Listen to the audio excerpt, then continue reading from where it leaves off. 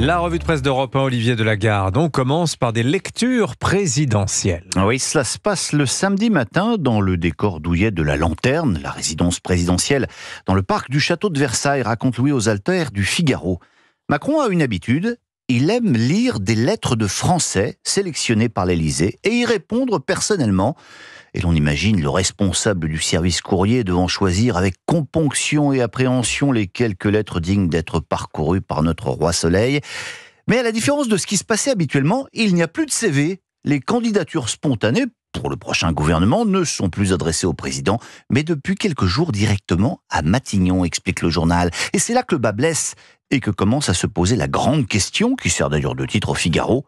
Macron va-t-il laisser les mains libres à Barnier? Ce n'est effectivement pas le penchant naturel de notre président jupitérien, et c'est sans doute pour cette raison que dans le même Figaro, Gérard Larcher fait lui aussi parler la foudre et demande solennellement au chef de l'État de respecter son Premier ministre. Au passage, il clarifie un peu plus la position des Républicains. Michel Barnier me semble avoir fait sienne nos propositions et je crois que nous pourrons participer au gouvernement. J'ai confiance en lui, déclare le président du Sénat. Je rappelle que la composition du gouvernement relève de lui et lui seul. En revanche, les messages de félicitations au chef d'État élu dépendent encore du président de la République. Oui, Emmanuel Macron ne fait pas que lire des lettres. Il en écrit aussi, et celle à son homologue algérien dimanche soir a du mal à passer.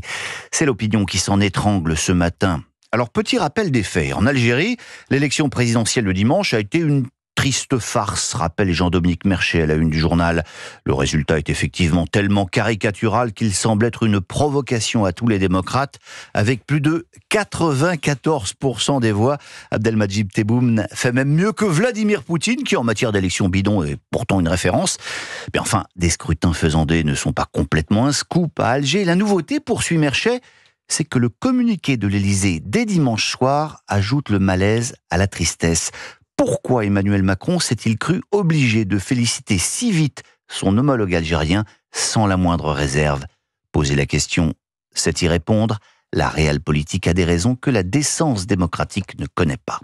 Allez, on passe au vrai grand sujet du jour, Olivier. Ouais, le problème, c'est qu'il n'est pas très glamour et il est même tellement fondamental qu'il y a fort à parier que bon nombre de nos politiques vont regarder ailleurs. Il s'agit de ce rapport rendu par Mario Draghi sur le décrochage économique de l'Europe face aux États-Unis et à la Chine.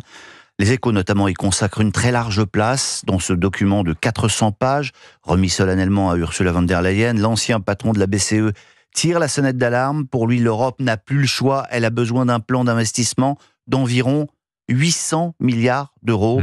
Il y parle de défis existentiels pour le vieux continent existentiel. Voilà, mais ce sera évidemment plus facile de commenter cette info du Parisien. Écoutez bien, la capote n'a plus la cote chez les ados. C'est un rapport du CESE qui le dit. Alors, on se demandait l'autre jour à quoi servait le Conseil économique, social et environnemental. Eh bien, il sert donc à regarder la bistouquette de nos ados qui ne mettent donc plus ou plus beaucoup de préservatifs.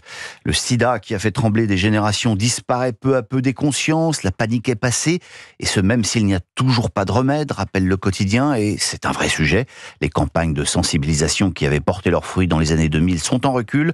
Toutes les infections sexuellement transmissibles augmentent chez les jeunes. Enfin, dans la série Tout fout le camp, Dimitri, est-ce que dans votre prime jeunesse, vous avez sélectionné les figurines Panini? Les vignettes oui, Panini, vous voulez Les dire? photos de joueurs de foot, c'est qu'on collait dans les albums. Alors, pas les bien joueurs de sûr. foot, mais oui, les vignettes Panini. Oh là là, oui. Bon, eh ben, l'équipe nous apprend que 7 ex-footballeurs viennent de porter plainte pour escroquerie et corruption.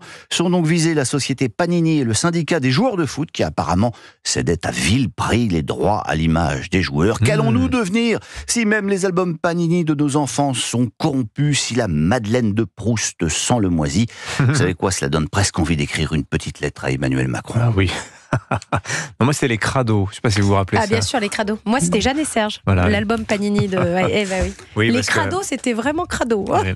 Oh bah oui, enfin voilà. On est tous Et passés vous, par là. Olivier Delagarde, vous collectionniez les vignettes Panini étant jeune? Absolument. J'ai Saint-Étienne. encore mon album de 1972-1973. Collector, Ah oui, ça d'accord. vaut de l'or maintenant. Ouais. C'est vrai, ça se vend, Ah ça, oui, ça oui, se ça revend. se- Et ils sont complets. Eh ben, Oh là écoutez, là. Ça, on n'y C'est arrivait génial. jamais à faire complet. Ça- Moi, j'avais complet les albums du chocolat Poulain avec les capitales d'Europe. bah, ouais. décidément.